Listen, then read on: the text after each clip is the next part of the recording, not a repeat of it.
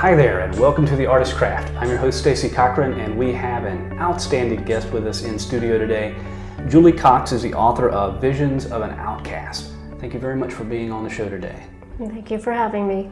Well, let's talk a little bit about Visions of an Outcast. Specifically, where did you get the idea for the book? Well, the idea actually popped into my head sometime during the middle of the night.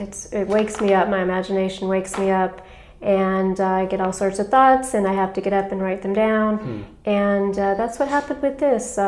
It came into my head, and I got up, I wrote the idea down, and I started working on it the next day. Let's talk a little bit about the plot and some of the main characters for the book. Okay. Can you tell us a little bit about the plot? Certainly. Well, the main characters in the book are two girls. There's Eleanor, and she is almost 18.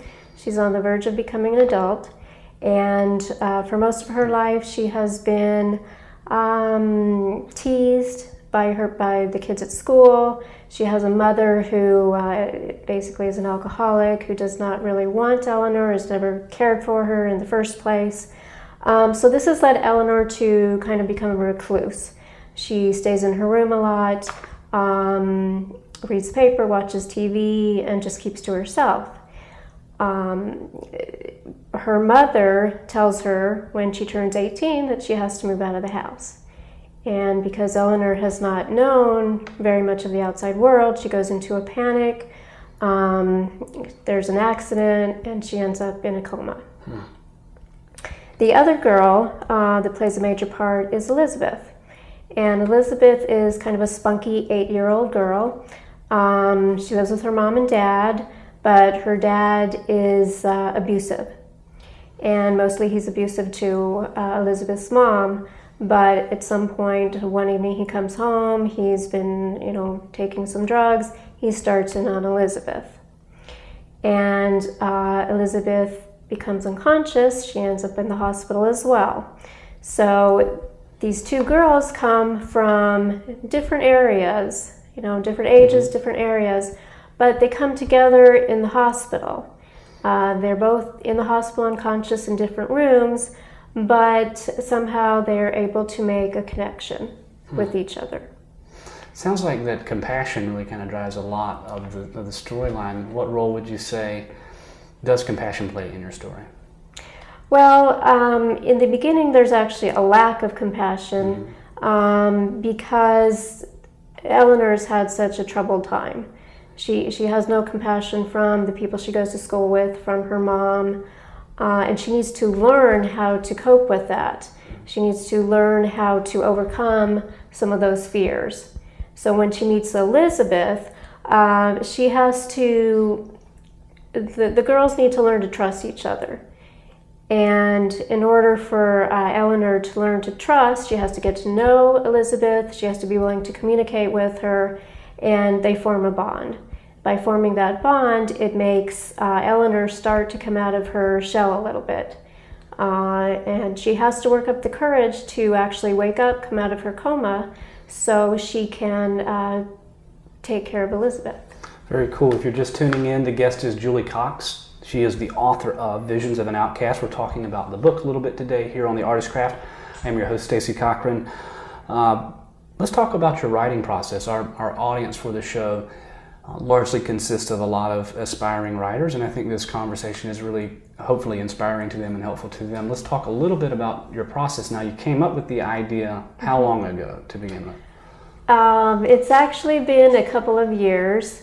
My writing process, well, as soon as I came up with the idea, the next day I went to the computer and I started typing.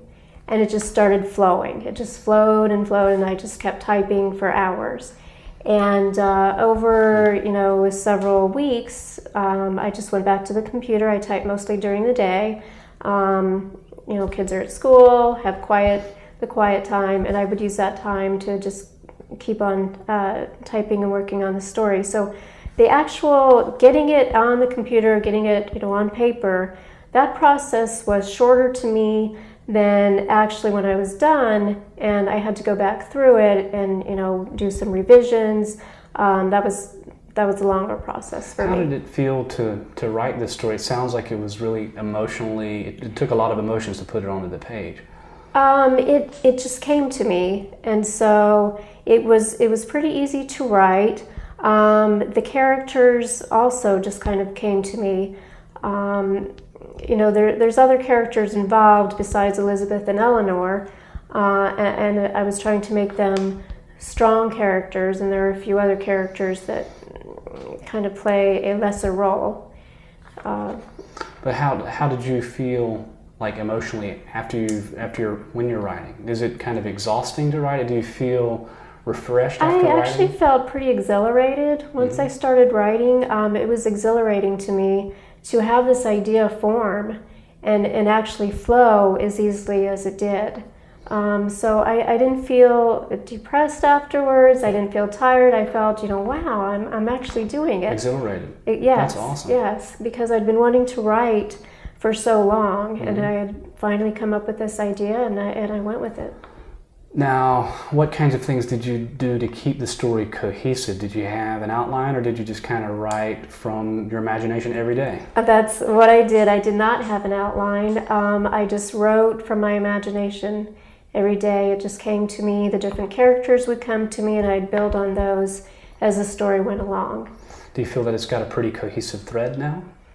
Definitely. Very cool. Well, the guest is Julie Cox. You are watching The Artist's Craft on Raleigh Television Network Channel 10. I am your host, Stacey Cochran, and we're talking about Visions of an Outcast. It's a pretty provocative title. Where did the title come from? Well, the title Visions of an Outcast, Outcast itself comes from the character Eleanor, because basically she was considered an outcast from school and from her mom. Visions is kind of from when she goes into the hospital and she is in the coma, her and Eleanor, it's like she's seeing these visions. It's real to her and real to Elizabeth, but they are in a sense visions, and it's kind of like her outlook on life and how things have affected her. And I think that there are a lot of people that can relate to that have gone through life maybe being teased or maybe even abused. Sure. that can relate to how Eleanor reacts, how she grows up and turns out the way she is. Which leads to my next question, which is you've mentioned that the book is intended to be inspirational. Can you explain that a little bit? Yes, inspirational in the sense that I'm hoping that it will inspire people that do read it to realize that, hey, just because people are telling me these things, that I don't have to be that way. I can overcome this. So to me, I'm hoping to inspire people that read it, maybe teenagers, even older people that have gone through something like this. Isn't that about the best reason to write in the world? Well, I think it was a good reason to write this. Would you like to read some of it? Sure. I do have just a small paragraph with me. So, yes. Please do. I would love to. Okay. This is actually after Eleanor is in the hospital. The wheels on the old cart squeaked as it was pushed down the hospital corridor. The elderly nurse behind it hummed a little tune to herself, while the clock on the wall counted down the seconds of another person's life. A custodian made his way from room to room, the worn mop in his hand heavy from the soil of another day. In Eleanor's world, it was blissfully quiet, and she had never felt such calm. She couldn't hear the constant beeping of the machines keeping her alive, or feel the nurses coming in to check on her.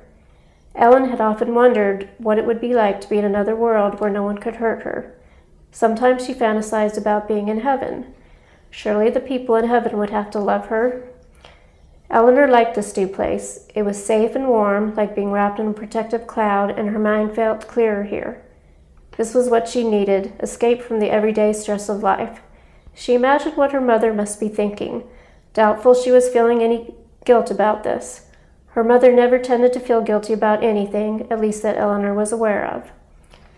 Eleanor thought back to the events that brought her to this moment. The talk with her mother, the horrible stories on the television, the way panic had crept through her body until she was no longer able to control her emotions. As if a huge wall had come crashing down on her, suffocating her until she could no longer feel anything. Thinking from a practical point of view, she supposed that was the way the human mind worked. Shutting down is a way of protecting itself, like an overload button that automatically turned to off when an appliance was getting too hot. Well, if this was what overload felt like, she was enjoying it. Peacefully, she slept. Very nice. Well, Julie Cox is the author of Visions of an Outcast. You are watching The Artist Craft. I'm your host, Stacey Cochran. And I've just got a couple more questions here for you. Where can readers, folks watching the show tonight, where can they find out more about your work? Well, I do have a website. It's called writtenbyjulie.com. And there are posts on there. It tells a little bit about me, a few items that I have worked on. It will have a little part of Visions of an Outcast on there, so they can go onto my website and take a look and leave me some feedback or email me. And I'm also on Facebook. Very cool. And then finally, I always like to ask our accomplished writers, what advice would you give to somebody who is watching the show tonight, has a story idea? Maybe they woke up, a few nights ago and had this idea for a great story. What advice would you give them? I would tell them to just go for it. Don't put it in the back of your mind. Don't set it aside and say, hey, I'll work on it another day. If you have that idea in your head and this is something you want to do, go sit down, type it out, write it out, whatever works for you, and just keep at it. Very cool. Well, thank you very much for being on the show today, Julie. And, thank you. And for all of us here at the Raleigh Television Network, Michael working hard and the crew behind him here in the studio, I am your host, Stacey Cochran. Thank you very much for tuning in. Thank you.